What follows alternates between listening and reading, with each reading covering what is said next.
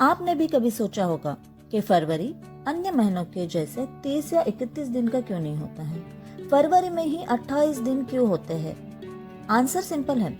साल के 365 दिनों को 12 हिस्सों में बांटा गया और 12 महीने बनाए गए, जिसमें फरवरी के हिस्से में 28 दिन आए। पर सिर्फ फरवरी में ही क्यों?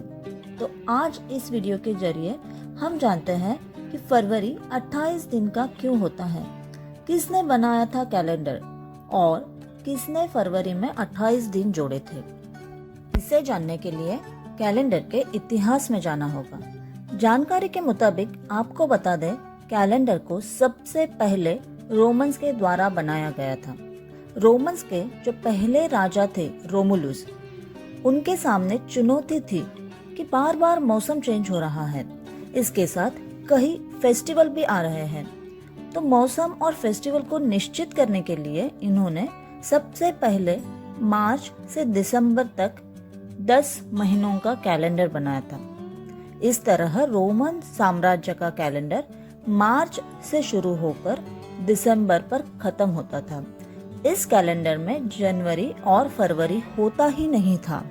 कैलेंडर के कुछ महीनों को 30 और कुछ महीनों को 31 दिन का बनाया गया था। इस कैलेंडर में 2 महीने इसलिए छोड़ दिए गए थे क्योंकि इन 2 महीनों में ठंड के कारण लोग कुछ काम ही नहीं करते थे। उस समय इनकी धारणा यह थी कि जब इन 2 महीनों में कोई काम ही नहीं होता है तो इसे कैलेंडर में जोड़कर क्या करना है। लेकिन कुछ समय बाद इनका कैलेंडर गलत साबित होने लगा था, क्योंकि 10 महीने होने के कारण मार्च में जहां पहले गर्मी होती थी, अब उसी मार्च में सर्दी आने लगी थी।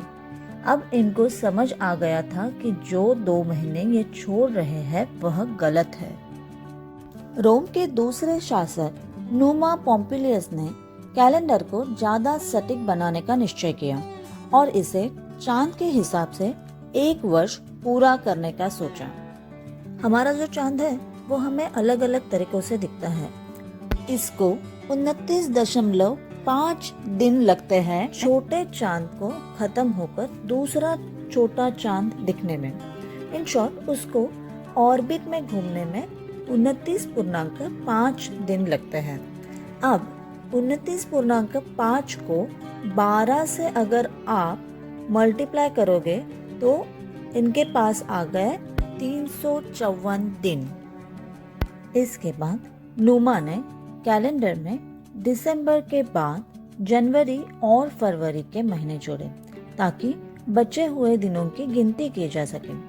दोनों नए महीनों को 28 दिनों का बनाया, क्योंकि चंद्रवर्ष के हिसाब से 56 दिन अतिरिक्त थे। रोम में 28 नंबर को बुरा समझा जाता था और इससे बचने के लिए नुमा ने जनवरी में 1 दिन और जोड़कर इसे 29 दिन बना दिया और हर वर्ष को 355 दिनों का। इस बात का कारण कभी ज्ञात नहीं हो पाया कि आखिर क्यों नुमा ने फरवरी में भी 1 और दिन नहीं जोड़ा। प्राचीन रोमन काल से ही फरवरी महीने को बदनसीबी वाला महीना समझा जाता है, क्योंकि यह 28 दिन लंबा था। फरवरी को अशुभ महीना समझे जाने के पीछे एक और कारण यह भी है कि इस महीने में ही रोम में मृत आत्माओं की शांति और पवित्रता कार्य किए जाते हैं। यहाँ तक कि पुरानी सेबाइन जनजाति की भाषा में फेब्रुअरे का मतलब पवित्र करना होता है। इतने बदलावों के बावजूद भी कैलेंडर में आने वाली मुश्किलें खत्म नहीं हुई और यह मौसम के बदलावों के हिसाब से नहीं बन सका, क्योंकि नुमा ने इसे चंद्रमा के हिसाब से बनाया था, जबकि मौसम में बदलाव पृथ्वी द्वारा सूर्य परिक्रमा से होते हैं। अब बारी आती है रोम के विश्व प्रसिद्ध शासक जूलियस सीजर की। जूलियस सीजर ने 45 बीसी में एक विद्वान को नियुक्त कर कैलेंडर को चंद्रमा के अनुसार न रखते हुए सूर्य के हिसाब से रखने का आदेश दिया, जैसा कि इजिप्ट के मिस्र कैलेंडर में किया जाता था।